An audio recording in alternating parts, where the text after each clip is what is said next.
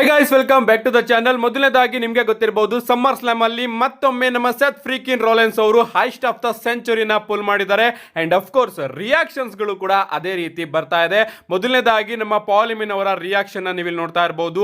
Back stage gorilla position ಅಲ್ಲಿ ಪ್ರತಿ ಬಾರಿ ಹೊಸ ಚಾಂಪಿಯನ್ಸ್ ಯಾರಾದ್ರೂ ಆದ್ರೆ ನಮ್ಮ ಟ್ರಿಪಲ್ ಎಚ್ ಅವರು ಅವ್ರ ಜೊತೆ ಒಂದು ಫೋಟೋನ ತೆಗೆಸ್ಕೊಂಡು ಪೋಸ್ಟ್ ಮಾಡೋರು.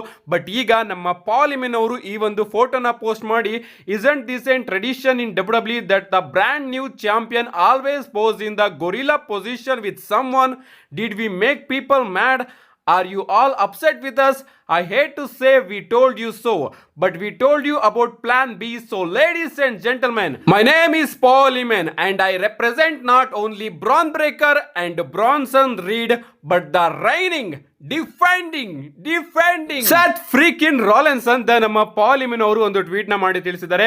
ಅವ್ರು ಹೇಳ್ತಾರೆ, ನಿಜವಾಗ್ಲೂ WWE ಅಲ್ಲಿ ಒಂದು ಟ್ರೆಡಿಷನ್ ಆಗಿತ್ತು, ಚಾಂಪಿಯನ್ ಆದವರು ಬ್ಯಾಕ್ ಸ್ಟೇಜ್ ಅಲ್ಲಿ ಹೋಗಿ ಯಾರ ಜೊತೆನೋ ಫೋಟೋನ ತೆಗೆಸ್ಕೊತಾ ಇದ್ರು. ಬಟ್ ನಾವಿವಾಗ ಮಾಡಿರೋದು ನಿಮಗೆ ತಪ್ಪು ಅಂತ ಅನಿಸ್ತಾ ಇದೆಯಾ? ಅಫ್ ಕೋರ್ಸ್ ಆಗಿರೋದಿಲ್ಲ, ಯಾಕಂದ್ರೆ ಇದು ನಮ್ಮ ಅಧಿಕಾರ. ಅಂಡ್ ನಾನು ಮುಂಚೆನೆ ಹೇಳಿದ್ದೆ ಪ್ಲಾನ್ ಬಿ ಬಗ್ಗೆ. ಇದೇ ನಮ್ಮ ಪ್ಲಾನ್ ಬಿ ಅಂತ ನಮ್ಮ ಪಾಲ್ ಹಿಮನ್ ಅವರು ರಿಯಾಕ್ಷನ್ ಕೊಟ್ಟಿದ್ದಾರೆ.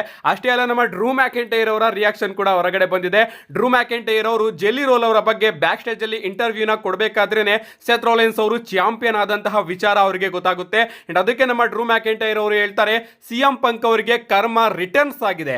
ಸಿಎಂ ಪಂಕ್ ಅವರು ನನ್ನ ವರ್ಲ್ಡ್ ಹೆವಿವೇಟ್ ಚಾಂಪಿಯನ್ಶಿಪ್ ರೇನ್ ಕೂಡ ಹಾಳು ಮಾಡಿದ್ರು. ಅಂಡ್ ಅದೇ ರೀತಿ ಈಗ ಅವರ ವರ್ಲ್ಡ್ ಹೆವಿವೇಟ್ ಚಾಂಪಿಯನ್ಶಿಪ್ ರೇನ್ ಕೂಡ ಹಾಳಾಗಿದೆ. ಸೆತ್ ರೋಲೆನ್ಸ್ ಅವರು ಮತ್ತೊಮ್ಮೆ ಮನಿ ಇನ್ ದ ಬ್ಯಾಂಕ್ ನ ಕ್ಯಾಶ್ ಇನ್ ಮಾಡಿ ಚಾಂಪಿಯನ್ ಆಗಿದ್ದಾರೆ. ಸೊ ಸೆತ್ ರೋಲೆನ್ಸ್ ಅವರಿಗೆ ನಾನು ಕಂಗ್ರಾಚುಲೇಷನ್ಸ್ ನ ತಿಳಿಸ್ತೀನಿ. ಸಿಎಂ ಪಂಕ್ ನಿನಗೆ ಏನಾಗಬೇಕಾಗಿತ್ತೋ ಅದು ಆಗಿದೆ ಅಂತ ನಮ್ಮ ಡ್ರೂ ಮ್ಯಾಕೆಂಟೈರ್ ಅವರು ಕೂಡ ರಿಯಾಕ್ಷನ್ ಕೊಟ್ಟಿದ್ದಾರೆ. ಅಷ್ಟೇ ಅಲ್ಲ, ನಮ್ಮ ಬೆಕ್ಕಿ ಲಿಂಚ್ ಅವರ ರಿಯಾಕ್ಷನ್ ಕೂಡ ಹೊರಗಡೆ ಬಂದಿದೆ. ನಮ್ಮ ಬೆಕ್ಕಿ ಲಿಂಚ್ ಅವರು ಸೆತ್ ರೋಲೆನ್ಸ್ ಅವರು ಕ್ರಚಸ್ ಗಳನ್ನ ಕೈ ಬಿಟ್ಟು ಕೂಡ್ಲೇನೆ ಅವ್ರು ಹೇಳ್ತಾರೆ, ಓ ನಾನು ನಿಮ್ಮನ್ನ ನನ್ನ ಇನ್ಸ್ಟಾಗ್ರಾಮ್ ಪೋಸ್ಟ್ ಗಳಿಂದ ಮಿಸ್ಲೀಡ್ ಮಾಡಿದೆ ಅಂತ ಅನ್ಕೋತೀನಿ ಅಂತ. ಸೊ ಬೆಕ್ಕಿ ಲಿಂಚ್ ಅವರು ಕೂಡ ಬ್ಯಾಕ್ ಸ್ಟೇಜ್ ಅಲ್ಲಿ ಸಿಕ್ಕಾಪಟ್ಟೆ ಖುಷಿ ಇದ್ರು. ಏನೇ ಆಗ್ಲಿ ಗಾಯ್ಸ್, ಸಿಎಂ ಪಂಕ್ ಫ್ಯಾನ್ ಗಳು ಎಲ್ಲರೂ ಕೂಡ ಸಿಕ್ಕಾಪಟ್ಟೆ ಬೇಜಾರಿಲ್ಲಿದ್ದಾರೆ. 10 ವರ್ಷ ಆದ್ಮೇಲೆ ಅವರು ಕಂಪನಿಗೆ ರಿಟರ್ನ್ ಆದ್ರು, ರಸಲ್ ಮೇನಿಯಾನ ಮೈನ್ ಇವೆಂಟ್ ಮಾಡಿದ್ರು, ವರ್ಲ್ಡ್ ಹೆವಿವೇಟ್ ಚಾಂಪಿಯನ್ಶಿಪ್ ನ ಮತ್ತೊಮ್ಮೆ ಗೆದ್ಕೊಂಡ್ರು. ಬಟ್ ಗೆದ್ದಿ ಸ್ವಲ್ಪ ಹೊತ್ತಿಗೆ ಅವರ ಒಂದು ಚಾಂಪಿಯನ್ಶಿಪ್ ನ ಮತ್ತೊಮ್ಮೆ ಸೋತಿದ್ದಾರೆ.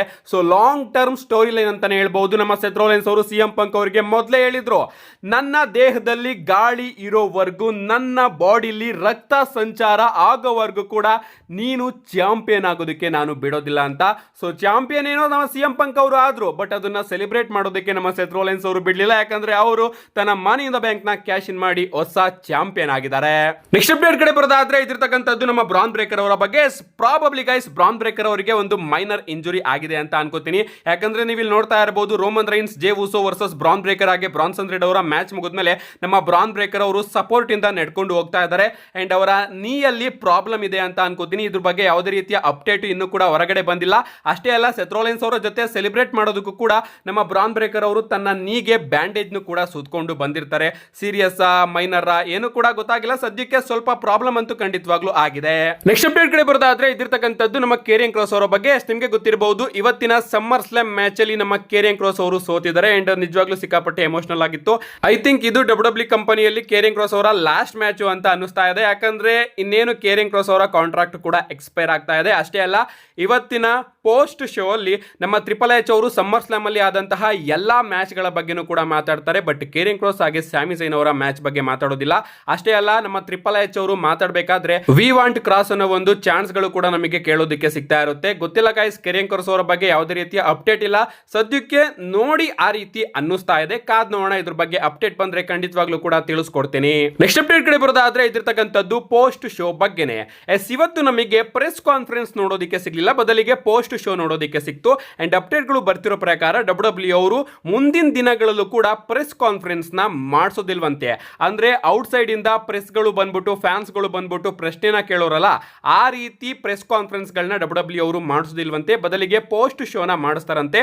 ಪೋಸ್ಟ್ ಶೋ ಅಂದ್ರೆ WWE ಎಂಪ್ಲಾಯೀಸ್ ಗಳಾದಂತಹ ಬಿಗ್ಗಿ ಆಗಿರ್ಬೋದು, ಜೋ ಟೆಸಿಟೊರಾಯ್ ಆಗಿರ್ಬೋದು, ಇವರೆಲ್ಲರೂ ಕೂಡ ಪ್ರಶ್ನೆನ ಕೇಳಿ ಮಾತಾಡೋದಷ್ಟೇ. ಸೊ ಪ್ರೆಸ್ ಕಾನ್ಫರೆನ್ಸ್ ನ ಮಾಡಿಸೋದಿಲ್ಲ ಅಂತ ಅಪ್ಡೇಟ್ ಗಳು ಬರ್ತಾ ಇದೆ. ಯಾಕೆ ಪ್ರೆಸ್ ಕಾನ್ಫರೆನ್ಸ್ ನ ಮಾಡಿಸ್ತಾ ಇಲ್ಲ ನನಗಂತೂ ಅರ್ಥ ಆಗ್ತಾ ಇಲ್ಲ.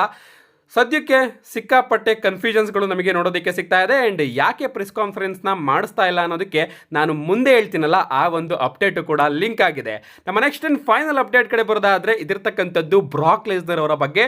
ಎಸ್ ಗೈಸ್, ಬ್ರಾಕ್ ಲೆಸ್ನರ್ ಅವರು ನಾಳೆ ಸಮ್ಮರ್ ಸ್ಲಾಮ್ ಅಲ್ಲಿ ರಿಟರ್ನ್ ಆಗೋ ಚಾನ್ಸಸ್ ಇನ್ನೂ ಕೂಡ ಜಾಸ್ತಿ ಕಾಣಿಸ್ತಾ ಇದೆ.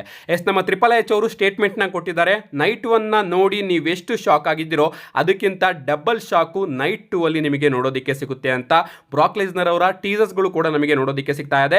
ಅಂಡ್ ಡಬ್ಲ್ಯೂ ಅವರು ಪ್ರೆಸ್ ಕಾನ್ಫರೆನ್ಸ್ ನ ಈ ಒಂದು ವಿಚಾರಕ್ಕೆ ತೆಗೆದಾಕಿದ್ದಾರೆ ಅಂತ ಅನ್ನಿಸ್ತಾ ಇದೆ. ಬ್ರಾಕ್ ಲೆಸ್ನರ್ ಅವರೇನಾದ್ರೂ ಬಂದ್ರೆ, ರಿಟರ್ನ್ ಆದ್ರೆ, ಟ್ರಿಪಲ್ ಎಚ್ ಅವರ ಬಳಿ ಫ್ಯಾನ್ಸ್ಗಳು ಹಾಗೆ ಪ್ರೆಸ್ ಅವರು ಪ್ರಶ್ನೆನ ಕೇಳಬಹುದು. ಬ್ರಾಕ್ ಲೆಸ್ನರ್ ಅವರ ಮೇಲೆ ಅಲಿಗೇಷನ್ಸ್ ಇದೆ, ನೀವು ಯಾಕೆ ಕರ್ಕೊಂಡು ಬಂದ್ರಿ ಹಾಗೆ ಹೀಗೆ ಅಂತ. ಸೊ ಆ ಎಲ್ಲಾ ಪ್ರಶ್ನೆಗಳಿಂದನೂ ಕೂಡ ಹೊರಗಡೆ ಉಳಿಯೋದಕ್ಕೆ ಡಬ್ಲ್ಯೂ ಅವರು ಪ್ರೆಸ್ ಕಾನ್ಫರೆನ್ಸ್ ನ ತೆಗೆದು ಪೋಸ್ಟ್ ಶೋನ ತಗೊಂಡು ಬಂದಿದ್ದಾರೆ ಅಂತ ಅನ್ನಿಸ್ತಾ ಇದೆ. ಕಾದ್ ನೋಡೋಣ ಗೈಸ್. ನಮ್ಮ ಟ್ರಿಪಲ್ ಎಚ್ ಅವರು ಹೇಳಿದ್ದಾರೆ ನಾಳೆ ಸಮ್ಮರ್ ಸ್ಲಾಮು ಇನ್ನೂ ಕೂಡ ದೊಡ್ಡದಾಗಿರುತ್ತೆ ಅಂತ. ಅದೇನು ಬುಕ್ ಮಾಡ್ತಾರೋ ನಾನಂತೂ ಸಿಕ್ಕಾಪಟ್ಟೆ ಎಕ್ಸೈಟೆಡ್ ಆಗಿದ್ದೇನೆ.